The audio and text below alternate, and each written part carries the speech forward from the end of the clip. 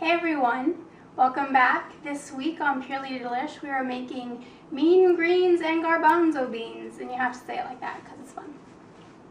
So this is really simple and pretty easy, and it's crazy delicious. It's got garbanzo beans and kale, but the kale could easily be switched out with any other hearty green that you might prefer. So what I've started with is about a tablespoon to 2 tablespoons of olive oil, just heating up in the pan on medium heat. And we're going to add 1 whole small-ish chopped onion and about a cup of chopped carrots. And this is going to saute in the pan for about 4 minutes. The carrots will soften up a little bit, and you want your onions to be a bit translucent. So after about 4 minutes, you want to add your garlic, and I like more garlic than less garlic. So I've got about 5 cloves in here. They're not huge cloves, but I've got about 5 of them in here. And just going to stir this around until you can smell the garlic.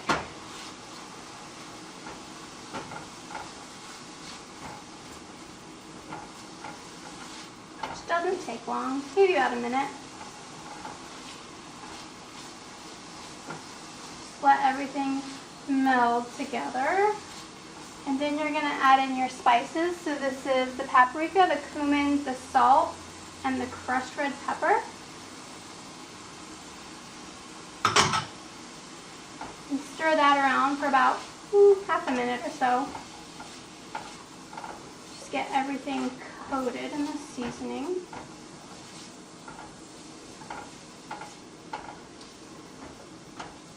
And then you will add your broth. I use vegetable broth, but if you want to use chicken, you're free to do that. I recommend low sodium. So we've got 2.5 cups of broth, plus about a cup of water.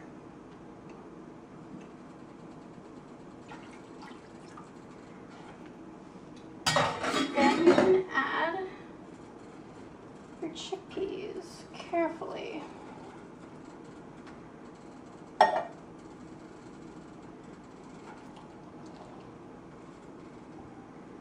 Alright, then you want to bring this whole mixture up to a boil.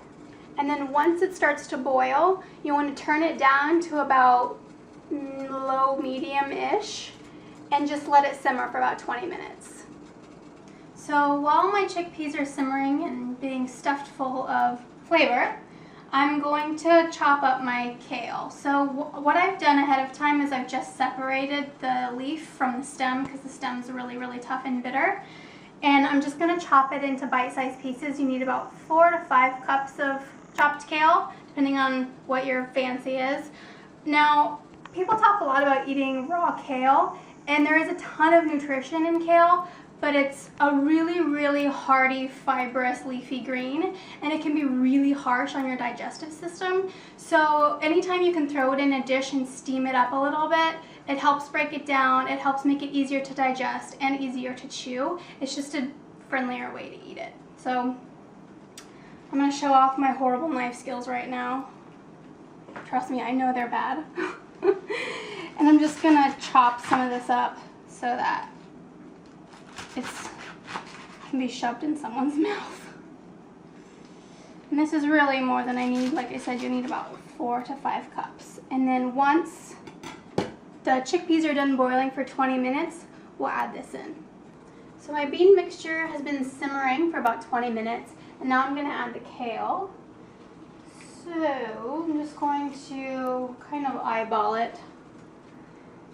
And I'm just going to kind of gently mix it in as I go along. So there's about 1.5 cups-ish. A couple more cups. Alright, so I'm just going to kind of carefully mingle this in a little bit.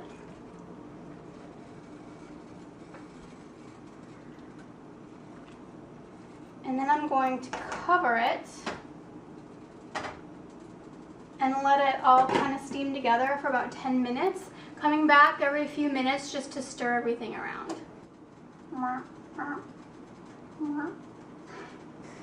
Okay, so once this has been steaming for about 10 minutes and all the flavors have sort of jived together, carefully remove the lid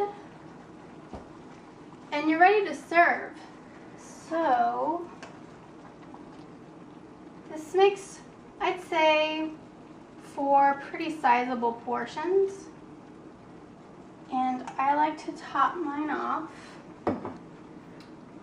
with a squeeze of lemon, because lemon makes everything better. If you don't agree, then, well, you're crazy. And a couple of tablespoons of Greek yogurt. If you want to keep it vegan, obviously you can do this sans yogurt, but the yogurt really adds something to it, I think. And it's really hot since it just came off the stove. It is so good. It's one of my favorite all-time recipes to make when the weather starts to get cold and you just kind of want something warm and really satisfying at home. So I hope you guys really love it. Let me know, and we'll see you next time. Thanks a lot.